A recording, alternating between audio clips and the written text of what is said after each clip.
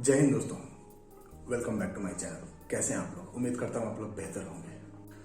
देवियों और सज्जनों, भाई और बहनों, क्या आप लोग काम कर रहे हैं? भारत की तरक्की के लिए सारे युवाओं को काम करना पड़ेगा।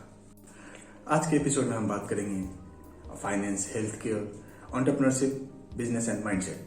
तो चलिए शुरू करते हैं आज के financial shorts and financial market के बारे में। जैसा कि हम सभी लोग जानते हैं कि हिंदुस्तान के स्टॉक मार्केट में Nifty 50, Sensex, bank Nifty and Nifty mid cap एक टॉप परफॉर्मर एनालिस्ट और स्क्रीनर की तरह लिस्ट है। वहीं पर बात करेंगे निफ्टी 50 जो कि पिछले दिन 65 रुपये 70 पैसे की गिरावट के साथ 8,343.90 पे जाकर के बंद हुआ। और परसेंटेज प्रॉफिटेबिलिटी की अगर बात करेंगे तो 0.36% की गिरावट दर्ज की गई। वहीं पर बात करते हैं सेंसेक्स जो कि 61,750 रुपये जिसका शेयर वैल्यू है, वहीं पर आज 236 रुपये की गिरावट दर्ज की गई। जब बात करेंगे परसेंटेज प्रॉफिटेबिलिटी के बारे में तो 0.37% प्रॉफिटेबिलिटी लॉस दर्ज हुआ। वहीं पर बात करते हैं बैंक निफ्टी बैंक जिसके वैल्यू है 42,458.45 रुपये। वहीं पर आज बैंक निफ्टी जो कि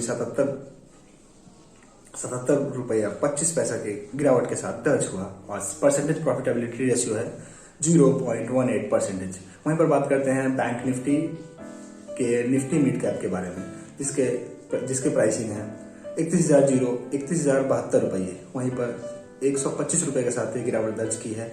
और परसेंटेज प्रॉफिटेबिलिटी की अगर हम बात करते हैं तो 0.40% ये डाउन हुआ है।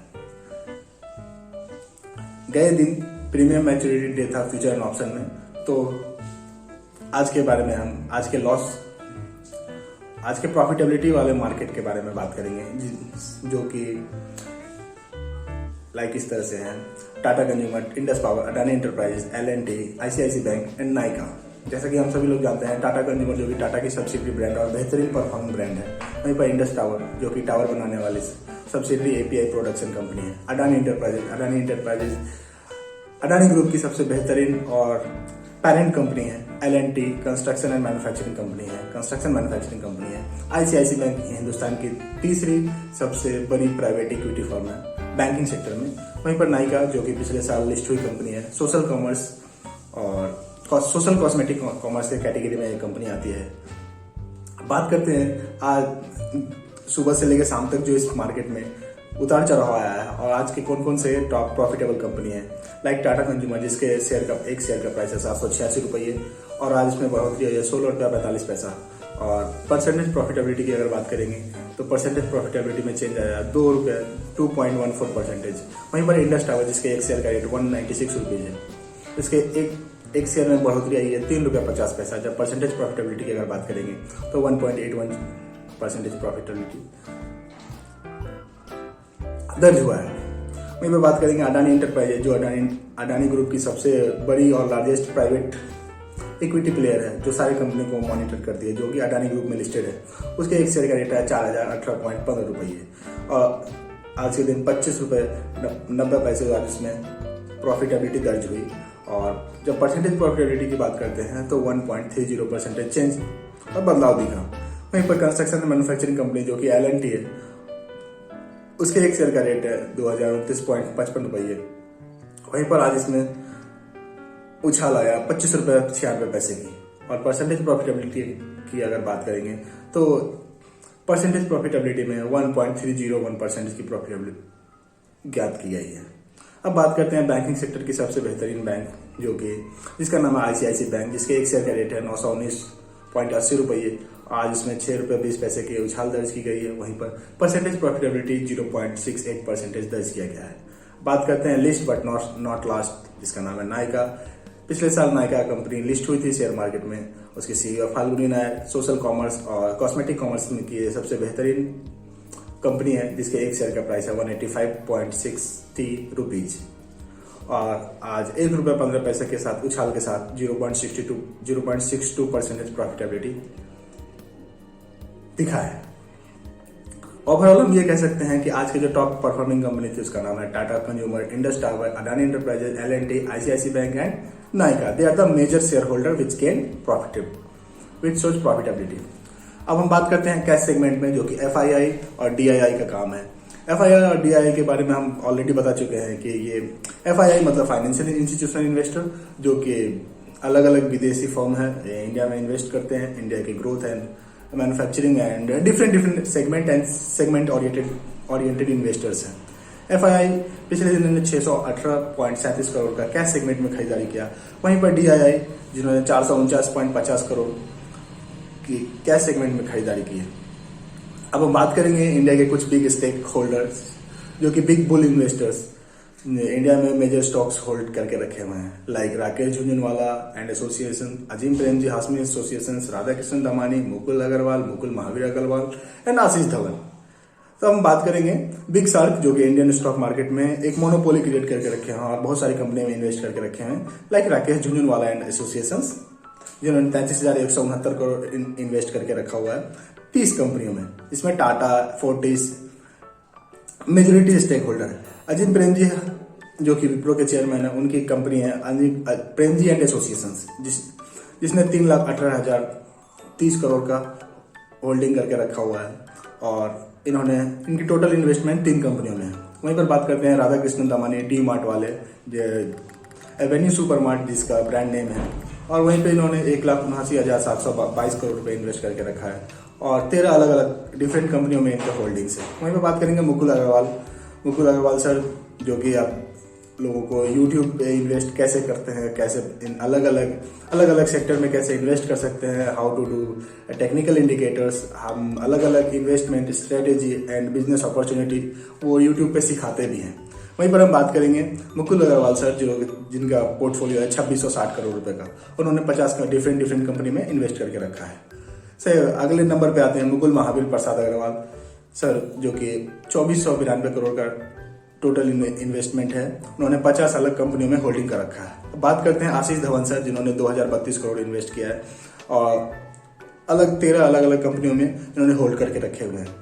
तो आइए बात करते हैं यूएस स्टॉक्स के बारे में। ऑलरेडी हमने बात किया था कि जब यूएस स्टॉक्स में थोड़ी सी चढ़ाव आती है तो इंडियन स्टॉक्स उछाल मारता है, जब रेंगती है, गिरती है तो बहुत ज़्यादा गिर जाती है। बट सीन चेंज है और पिछले दिन हमने बात किया था अलग अलग मेटा के FANG, bang, Netflix, Google, Amazon, Tesla के बारे में हमने बात किया था। आज हम बात करेंगे यूएस स्टॉक्स के बारे में, जो कि है Cisco, Merck, United Health and Amgen. Cisco system जो कि इलेक्ट्रॉनिक नेटवर्किंग में काम आती है, इसके एक शेयर का प्राइस है $46.60 और आज इसमें बढ़ोतरी दर्ज की गई है $2.21 और ये बढ़ के हो गया $48.68। वहीं पर बात करेंगे मर्क एंड कंपनी, जिसके एक शेयर का रेट है $102.8, आज इसमें 0.1% की बढ़ोतरी हुई है और इसके एक शेयर का रेट बढ़ा है $2.15 और इसके लास्ट शेयर का प्राइस है $104.8। वहीं पर बात करेंगे यूनाइटेड हेल्थ, जिसके एक शेयर का रेट है $519.13 और इसमें बढ़ावट आई है 7.61 और इसके टोटल शेयर के वैल्यू हो गए हैं $525। वहीं पर बात करेंगे एमजेन, जो कि एक बेहतरीन कंपनी है, उसके एक शेयर का प्राइस है $286.84 और इसमें $3 की उछाल दर्ज की गई है और इसके एक शेयर का रेट हो गया $289। दोस्तों मैं जानना चाहूँगा कि आप लोग इंडियन स्टॉक्स में इन्वेस्ट करते हैं? अगर आप इन्वेस्ट करते हैं तो मैं एक लिंक दे रहा हूँ, आप इस लिंक के थ्रू क्लिक करें और आपको मिलेगा 300 रुपये का एक बोनस पैकेज, जिसके साथ आप अलग अलग इंडियन स्टॉक्स में इन्वेस्ट कर सकते हैं और फ्यूचर एंड ऑप्शन में भी इन्वेस्ट कर सकते हैं। मैं इस बात को जानने के लिए इच्छुक हूँ कि क्या आप इंडियन स्टॉक्स में इन्वेस्ट करना पसंद करेंगे? अगर हाँ तो कमेंट करें, मैं आपके कमेंट का तहे दिल से इंतजार करूंगा। एपिसोड के अगले सेगमेंट में हम बात करेंगे हेल्थ केयर के बारे में। हिंदुस्तान में हेल्थ केयर एक बेहतरीन मुद्दा है और हम हेल्थ केयर को बेहतर बनाने के लिए अलग डिफरेंट स्कीम्स के बारे में बात करते हैं।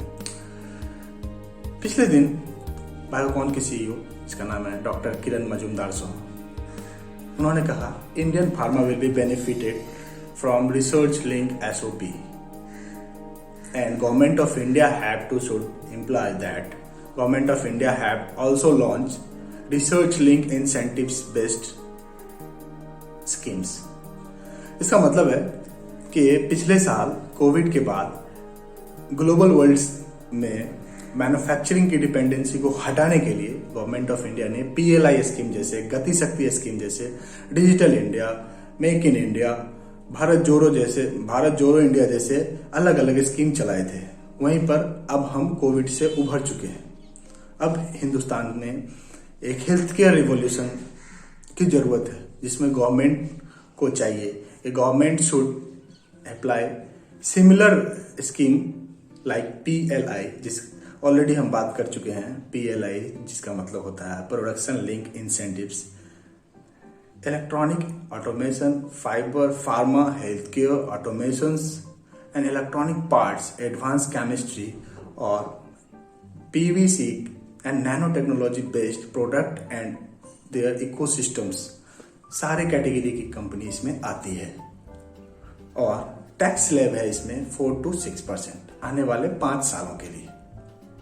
गवर्नमेंट ऑफ इंडिया ने ये बात को इंश्योर किया है कि सारे SME, MSME and big corporate, if they will follow and they will register their business in PLI schemes, they will get maximum slab, that minimum is 4 and maximum is 6%.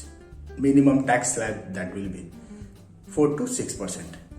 दूसरे शब्दों में हम ये कह सकते हैं कि गवर्नमेंट ऑफ इंडिया ने go global followed by adopt local, as well as made in India via make in India and followed by made in India made for global world.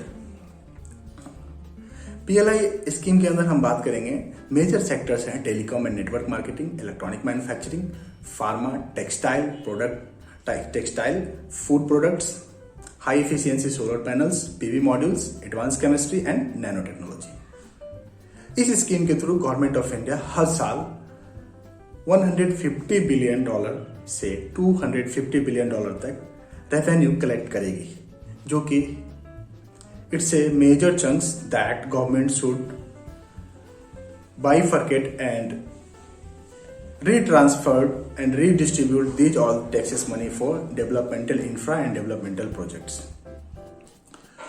There is a more need and more need to focus about research oriented manufacturing industry and research oriented industry skills. Without the support of government, individually it is very tough. And I would like to request to our government that like PLI, please sir, make it more and more PLI, that it will incentivize Indian mindset, industries, industrialist, business, SME, MSME and different conglomerates, which is very beneficial for the perspectives for growth of India to boost, and we will touch $5 trillion economy very earlier. दोस्तों, दूसरे segment पे हम बात करेंगे health care के दूसरे पहलू में, जिसमें आता है communicable disease and non communicable disease. Communicable disease में आता है control disease and non control disease. Non control disease के कैटेगरी के अंदर आता है कैंसर्स। जैसा कि हम सभी लोग जानते हैं, cancer is also defined as the uncontrolled cell growth and abnormal cell growth in living body और multicellular organism. Followed by that, there are various types of cancer like carcinoma, melanoma, lymphoma and leukemia. Carcinoma, that is different oncogenic factors are responsible for carcinoma and sarcoma and melanoma. Followed by that, lymphoma followed lymph cancer. Lymph contain B and T cell which will boost and nurture immunity. Followed by that, we'll talk about leukemia, that is also known as blood cancer. Most of the sites where cancer originate, that is skin, lungs, pancreas, breast, glands and different organostatical sites in human body. Some common cancers like as skin cancer, lung cancer, prostate cancer, breast cancer, colorectal cancer, kidney and renal cancer, bladder cancer, non-Hodgkin's lymphoma, that is also called as swollen lymph, and solanins contain B and T cell, improper productions, regulation and secretions, and thyroid cancer and endometrial cancer, which is also known as uterus cancers. Basically, commonly found cancers are lungs cancer and pancreatic cancer. Perspectives of India and global world, these are common, and most of the times breast cancer and pancreatic cancer and hepatoreticular cancers are common in India and Asian subcontinents. Scientists from the University of Birmingham and University of Oxford that had developed bone organoid. Bone organoid, it is a stimulated vessels which capture all the behavior, physiological, metabolical activity inside the bone marrow. Already we know that bone marrow, that is the most important and significant part of healthcare, and which will nurture immunity and psychology and physiology. Followed by that, we can say that scientists of Birmingham and scientists of Oxford University that had developed bone organoid, which is responsible for the screening of multiple anti-cancerous activity at the same time with multiple drug dose activity.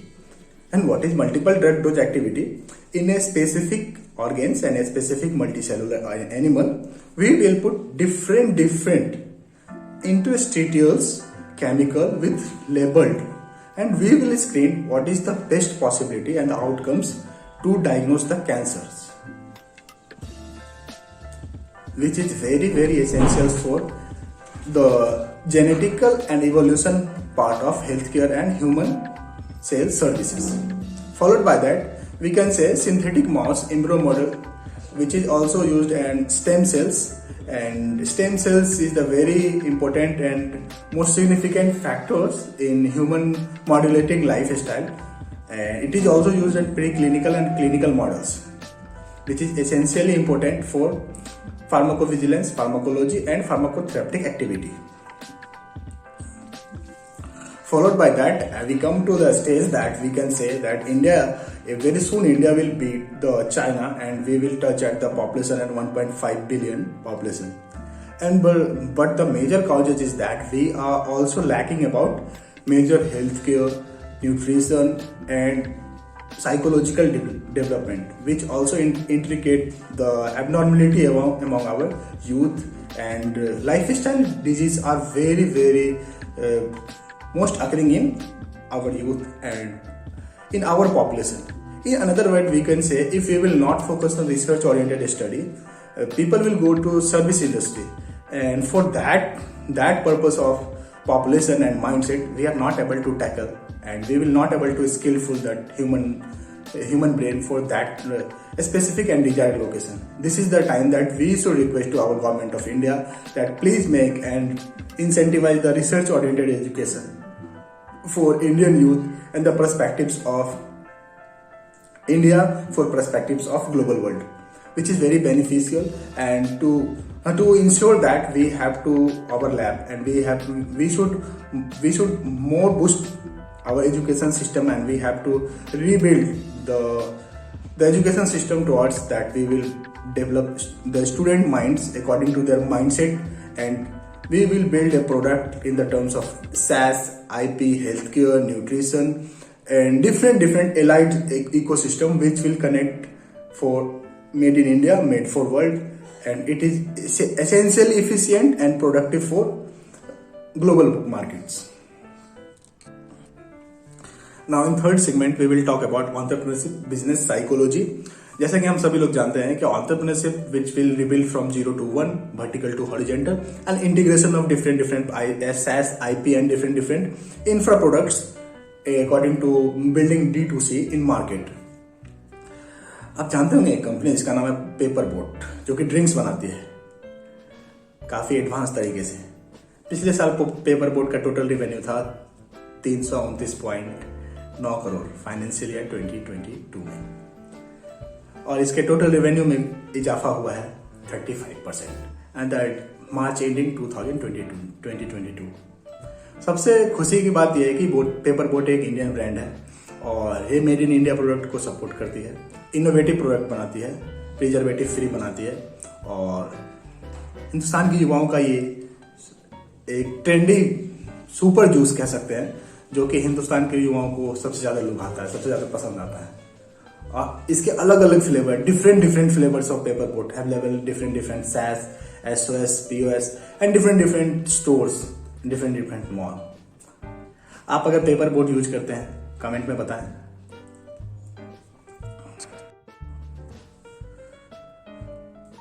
आज के entrepreneurial segment में हम बात करेंगे USA की एक internet serving magazine firm है जिसका नाम है वर्ल्ड ऑफ स्टैटिका। उसने रैंकिंग दिया है the most entrepreneurial country is like at USA is first, China is second, Singapore is third, Germany is fourth, Japan is fifth, South Korea is six, Switzerland is seventh, UK is 8th, UAE is 9th, Canada is 10th, Australia is 11th, Netherlands is 14th, Sweden is 16th, France is 18th, Finland is 20, and India is 26th, which is quite interesting. And I don't know how they had managed, but पिछले 3 सालों से India में सबसे largest fintech investment रहा। India में edtech, fintech, food tech and chemical techs के बाद अब नाउ स्पेस टेक्स इंडस्ट्री भी ग्रो कर रही है at the compound annual growth rate of 8.68%. पिछले दिन जीरोधा के CEO, जीरोधा एक डिस्काउंट फर्म है जिसके CEO हैं नितिन कामत।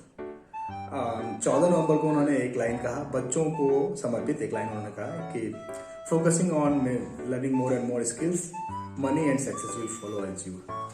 जैसा कि हम सभी लोग जानते हैं कि college certificates are such reasonable, और कॉलेज सर्टिफिकेट्स को देखने के बाद लोगों को दिल में दया आ जाते हैं, अरे इसने इस कॉलेज से पढ़ा है। I am too sure that except some IIT, some medical college and some fine arts and commerce college, majority of college will only provide certificates, and when we come to top 5 big pharma company, big AI company, big data tech company, they will not ensure and they will not consider you even your degree. What they will score? They skill, what are the negotiation skill, what are the communication skills, and what are the hard intelligence. पहली बार आपने सबसे छोटी गलती कैसे किया था और कैसे मैनेज किया था, that is called managerial skills. And how much you have failed in your life, which is the most concerning and frightening things, because when we will come as a consulting, as a CEO or a company, that we have a responsibility that we can manage, and to hire any CEO or any high post organization, every manager or director will think that how he will think.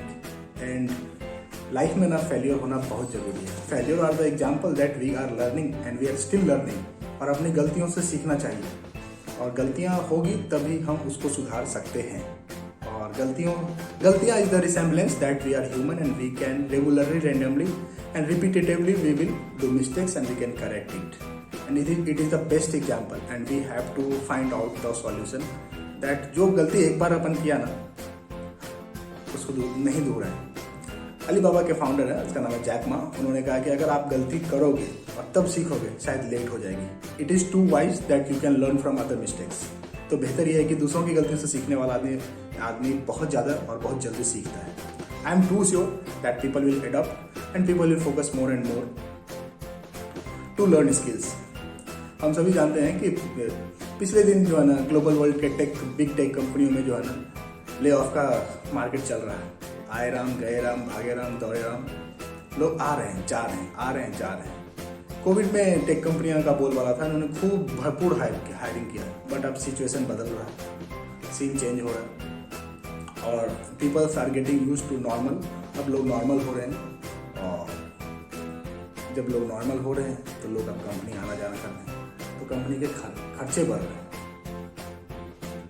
पिछले दिन अजीत मोहन, जो कि Meta के India Asia Pacific head थे, उन्होंने resign दिया और उन्होंने इस मेटा की राइवलरी कंपनी है स्नैप, उसको ज्वाइन किया।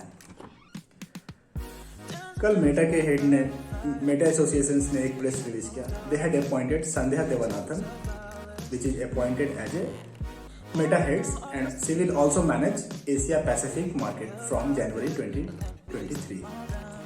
I am too sure that Mark Zuckerberg had played a bet, and that the concept of metaverse, VR and reality will be possible, and people will take and give such what we call massive attachment to the market and people will collect. भाई उसने जो सामान बनाया लोगों को पसंद आए खरीदो, नहीं पसंद आए आपकी चॉइस है. We will not comment it what you are thinking. Now at conclusion point, we'll start from stock market, finance, pharma, healthcare and entrepreneurship. हमने ऑलरेडी चर्चा किया है इंडियन स्टॉक मार्केट के बारे में, फार्मा के बारे में, बिग फार्मा के बारे में, फार्मा से रिलेटेड रिसर्च एंड इनोवेशंस के बारे में, that how bone marrow had develop organise. उसका तो एंटरप्रेन्योरशिप के बारे में बात किया जिसमें हमने बात किया पेपर बोट के बारे में, पेपर बोट का रेवेन्यू क्या है, और एंटरप्रेन्योरशिप कंट्री के बारे में बात किया जिसमें इंडिया का रैंकिंग है 26. Earlier one of the Moody's data statistical agency they had give the rating that India का इनोवेशन स्किल्स 2014 में 81 था और अब 41 हो चुका है. तो लगातार इंप्रूवमेंट हो रहा है. That is quite interesting and appreciables. हमको अपने युवाओं पे, अपने इंजीनियर पे, अपने डॉक्टर पे, अपने रिसर्च एंड साइंटिस्ट पे जो है ना भरोसा करना होगा और हमें उनकी पीठ थपथपाना होगा. Well done sir, you are doing great for Indian and Indian perspectives. अगर आपको मेरा वीडियो पसंद आए लाइक करें, सब्सक्राइब करें और कमेंट करें what the part we can improvement, what the part we can improve. Have a great day. जय हिंद, जय भारत.